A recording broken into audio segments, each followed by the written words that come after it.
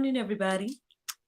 It's your girl, Miracle Sims, and you are listening to God, Sex, and Love.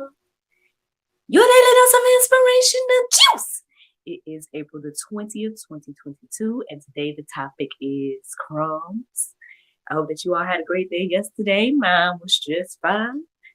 Spent some time with the fam yesterday. Saw my mother and my sister and my niece and everything like that. I'm pretty sure I might update you all on the going zones. But as of right now, let's say we had a good little time yesterday. Spent time with them, had breakfast, all that good stuff. And yeah, man, to God be the glory. Speaking of that, I meant to write down the gentleman's name so I wouldn't mess it up, but I didn't. So here we are. But shout out to the gentleman in our hometown, Mr. Mac, for blessing me and my family with that breakfast yesterday morning. That was unexpected, but greatly appreciated. So shout out to him. And yeah, man, let's get into this conversation of crumbs. Crumbs. So basically, I did my prayer and meditation this morning, and it kind of was centered around basically that God has abundance of resources, right? But we kind of only accept or go for the crumbs versus what all he could do for us, basically.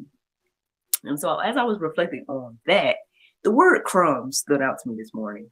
And so there's a couple of accounts about crumbs that I'm familiar with that are in the Bible.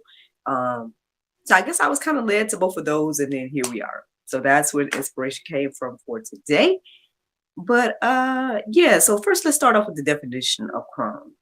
So the definition of crumb says a small fragment of bread, cake, or cracker. And the second definition says a very small amount of something.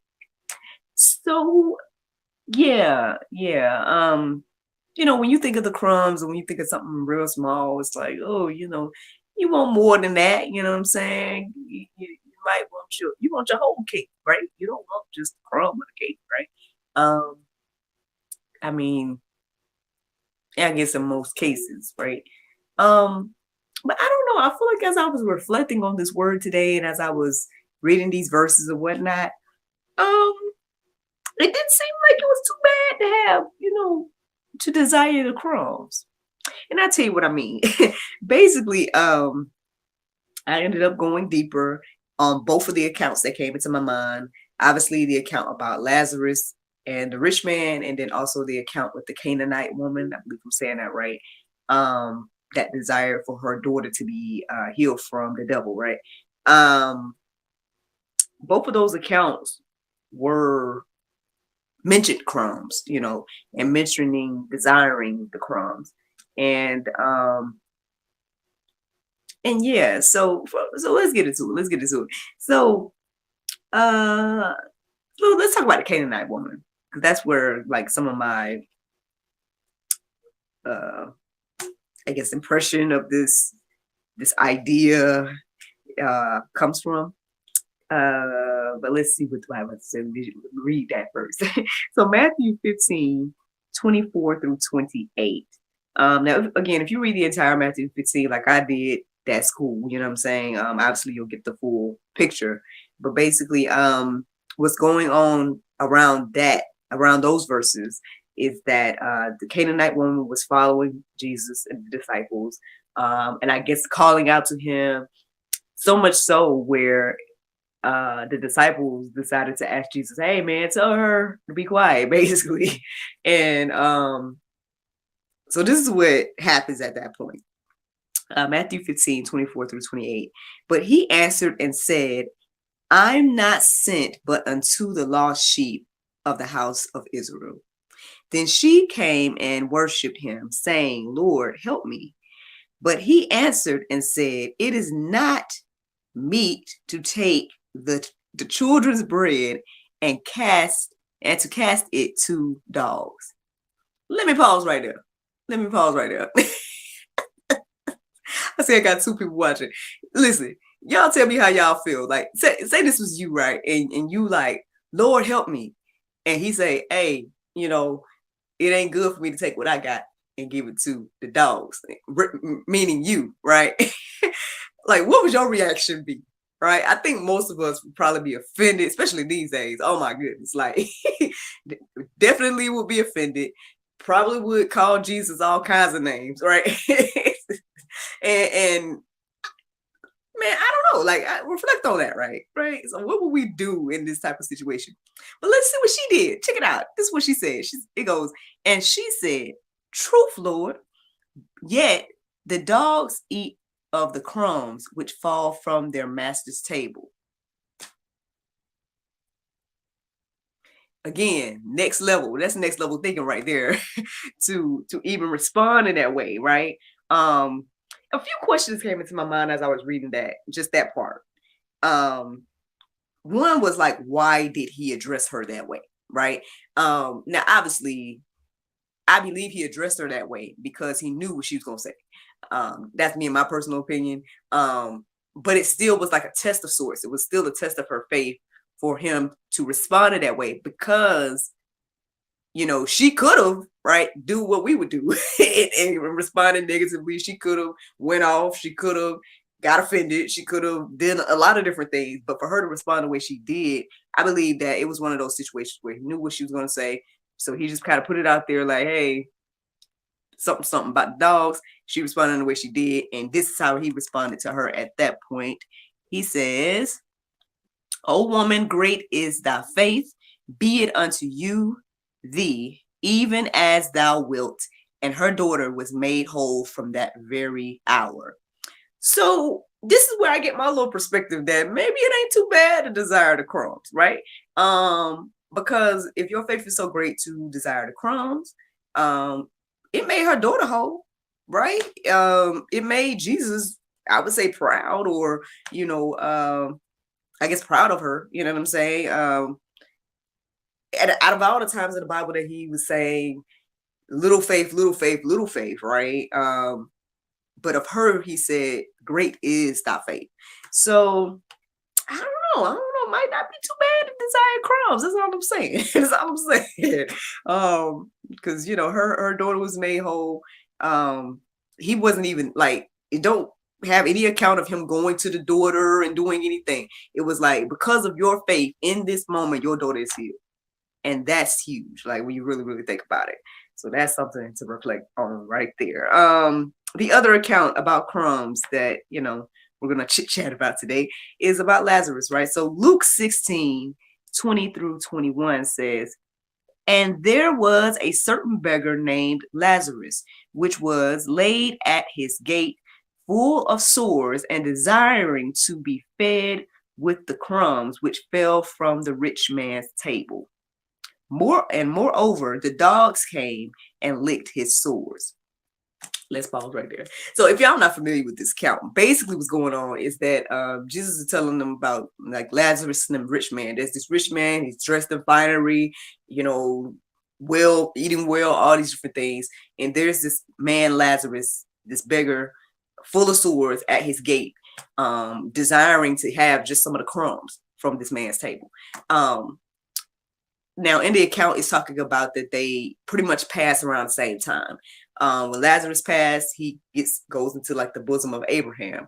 When the rich man passed, he basically finds himself in hell. So, but the rich man can see Lazarus over there in Abraham's bosom. Now, the interesting thing I found here, like as I was reading on, the verses that stood out to me as I was reading the account is verse 25. So again, it's Luke 16 and then verse 25. It says, "But Abraham said, Son, remember that thou in thy lifetime receivest thy good things, and Lazarus evil things. But now he is comforted, and thou art tormented." Because basically, in that moment, or before that moment, the rich man sees Lazarus over there with Abraham, and he's like, "Hey, Abraham, can you send Lazarus over here to give me a drop of water from his finger," or something like that. And now, one thing I found interesting this morning is that Lazarus didn't say nothing. Like, Lazarus didn't have to say nothing in this. He didn't have to respond to nothing. I guess he just was living in his lap for luxury at that point and didn't even have to respond. Abraham was doing all the responding to the rich man. So that's one interesting thing I found or that I reflected on as I was reading it this morning. So that was interesting. Then it was interesting that so the rich man wanted Lazarus to bring him a drop of water, right? But the man was at your gate all that time and wanted crumbs and had all these swords, and nobody showed mercy but the dogs, apparently. The dogs that licked the man's swords. So it's just interesting how we want, right, what we don't give. Ooh, that might be Pope, but I'm just telling y'all what came to me this morning. And I mean, so we might need to check ourselves. I'm just saying.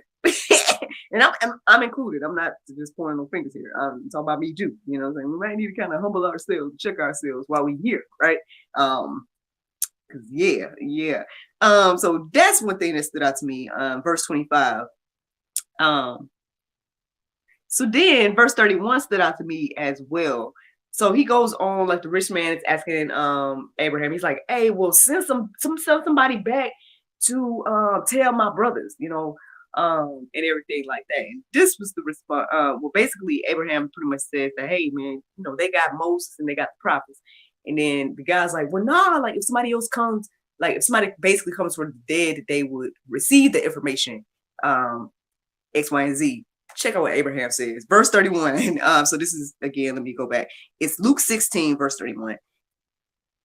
And he said unto him, "If they hear not Moses and the prophet, neither will they be persuaded through one who rose from the dead." Ooh. Ooh. Okay, so so this might be Pope on several levels, because, and I say something you don't like, right? This might be Pope or something you don't like on several levels, because one, he's talking about obviously the situation of like, hey, we send Lazarus from the dead, that if they're not being persuaded by by Moses and the prophets that are there, telling them already, then they're not going to be persuaded by one that's raised from the dead. But then that's crazy too, because what was that on Sunday? When that just Resurrection Day? So I was reflecting on that this morning, because I was like, ooh, so that means, because some of us aren't persuaded by Jesus right now. And was he not raised from the dead? Actually, on top of that, I came across a quote. Was it yesterday or Monday? I don't know, one of those days. I came across a quote, and it was saying that Judas was with Jesus the whole time, but his Lord and Savior was still like money. That's crazy too. Listen. I'm just telling y'all what I came across this morning, man. That's my little my little study about crumbs this morning. I hope that encourages you, inspires you in some way. By all means, check out the Go Deeper section. Peruse it and let it marinate on your heart, souls, and minds this morning. Because that's the juice, y'all. That is the juice. The Bible verse of today is James 1, 2 through 3. It says, "My brethren, count it all joy when ye fall into diverse temptations, knowing this, that the trying of your faith worketh patience." Friends, I hope you all enjoyed this juice this morning. Thank you so much for listening to God's Sex and Love, your daily dose of inspirational juice. I pray you guys can go forth and have a wonderful day, and I look forward to talking to you all tomorrow, if the Lord's will. Bye-bye. And there you go, Facebook, YouTube, man. Ooh, okay. That's the chit chat about crumbs. Shout out to the people that tuned in this morning. Didn't get a chance to shout you all out. I didn't see any comments or anything like that, so I don't know who you all were, but thank you for tuning in when you did. Again, I hope these things encourage you and inspire you this morning. I hope, yes, that you all decide to go deeper and look at both of those accounts in their entirety and everything like that. It don't sound like it's too bad to at least, desire the crumbs, desire the crumbs. I know that's a little bit different from what my prayer meditation was saying. It was like, God does have an abundance of, resources, right? So why do we only desire, not say it's a desire, but like, it's like we only accept or only take crumbs, right? But it seems like these crumbs was huge, right? Because the Canaanite woman's crumbs, right, healed her daughter. Just the faith alone, right? Then Lazarus, right? It led him. He was desiring crumbs, right? But then he finds himself being comforted, right? And everything like that. So I don't know. Y'all can reflect on those things. Let them marinate on your heart, souls, and minds today. I think that Bible verse of today was good as well. But yep, that's it. That's it. I hope that you guys enjoyed this juice this morning. um, yep. Excited about everything. Thank you all for praying and whatnot. Keep my husband in prayer. He's going to be starting a new job soon. He seems to be very pleased. I'm very happy to see him in a better place in regards to the job situation. So thank and praise God for that. He hasn't started it yet, but yes, it's on the horizon. So that is a blessing. Yep, keep our family in prayer as well. Hopefully things will get resolved. And then when it does, I'll let y'all know what's going on. But until then, just keep it like that. Let me see. Anything else? This week is kind of chill for me in regards to recording. I think I might have an episode to record on Friday for GSL, but yeah. Yeah, you guys should see who our guest this week will be. Today, actually, I need to get her flyer to the team, so that's another thing I need to do. But yeah, I hope that you guys have a wonderful day. Thank you so much for listening and watching, and I look forward to talking to y'all tomorrow, with the Lord's will. Bye-bye.